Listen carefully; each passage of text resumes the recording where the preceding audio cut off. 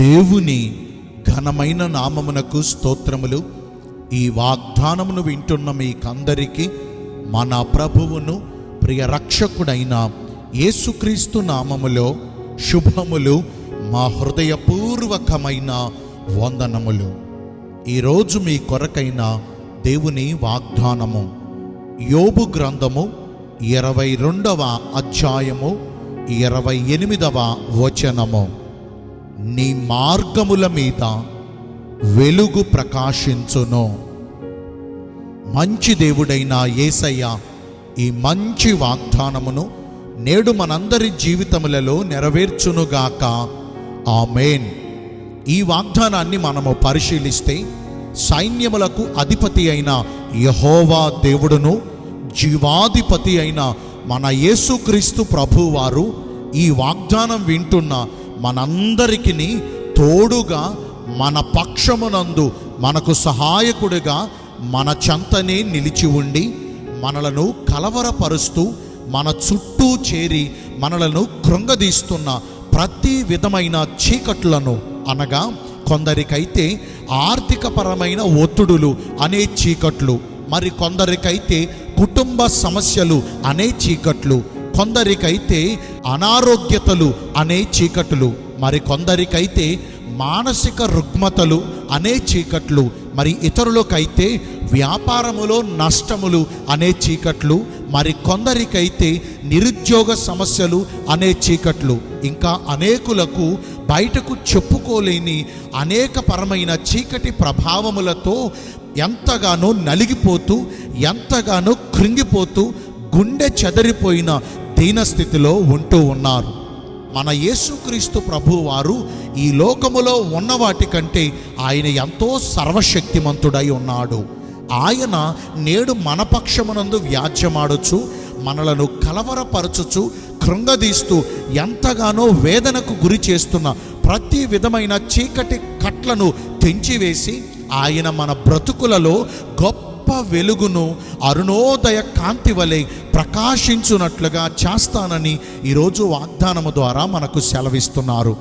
మరి మనం వింటున్న ఈ వాగ్దానం నేడు మంచి దేవుడు మన పక్షమందు నెరవేర్చాలంటే, మొదటిగా యోహాను శుభవార్త 8వ అధ్యాయము 12వ వచనములో, మరలా యేసు, నేను లోకమునకు వెలుగై ఉన్నాను, నన్ను వెంబడించువారు చీకటిలో నడువక గొప్ప వెలుగును, జీవపు వెలుగును కలిగి ఉంటారు అనే వాక్యం ఆయన మనకు సెలవిస్తున్నారు. ఆయనను వెంబడించుట అనగా దేవుని వాక్యమును అనుసరించి నడుచుకునుటయే. ఈరోజు ప్రభు మనలో కోరుతున్నది బలులు అర్పించుటయో, నైవేద్యములు చెల్లించుటయో, గొప్ప గొప్ప కానుకలను సమర్పించుటయో మాత్రమే కాదండి. సమీపించి ఆయన మాట ఆలకించుచు ఆయన చిత్తానుసారమైన భక్తిని చేయువారంటే ప్రభుకి చాలా ఇష్టం. మనము మన దేవుడైన యెహోవా వాక్కును శ్రద్ధగా వినుచు, నేడు ఆయన మనకు బోధించుచున్న, ఆజ్ఞాపించుచున్న ఆయన ఆజ్ఞలన్నిటినీ మన పూర్ణ హృదయముతోనూ మన పూర్ణ ఆత్మతోనూ అనుసరించి నడుచుకొనగలిగితే, దేవుడు మన పక్షమునందుండి మనలను కలవరపరచుచున్న ప్రతి విధమైన చీకటి క్రియల నుండి, ప్రతి విధమైనటువంటి అంధకార క్రియల నుండి ఆయన మనలను విడిపించి మన జీవితమునకు గొప్ప వెలుగును దయచేస్తారు. రెండవదిగా, మనము ఆయన తట్టు చూడాలి. ఆయన తట్టు చూచువారు గొప్ప వెలుగును కలిగి ఉంటారు. వారి ముఖములెన్నడను కూడా లజ్జింపక, ఎంత మాత్రమును వారు సిగ్గుపడక గొప్ప వెలుగుతో వారు నింపబడతారు. ఈ రోజున మనకు సహాయాలు అవసరమైనప్పుడు మన కన్నులు మనుషుల తట్టు చూస్తున్నామేమో, అధికారుల తట్టు చూస్తున్నామేమో, లేకపోతే ఈ లోకములో ఉన్న ఎవరెవరి తట్టో చూస్తున్నామేమో.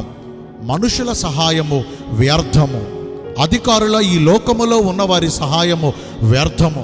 వారు ఒకవేళ చేస్తే చేయవచ్చు, లేకపోతే లేకపోవచ్చు.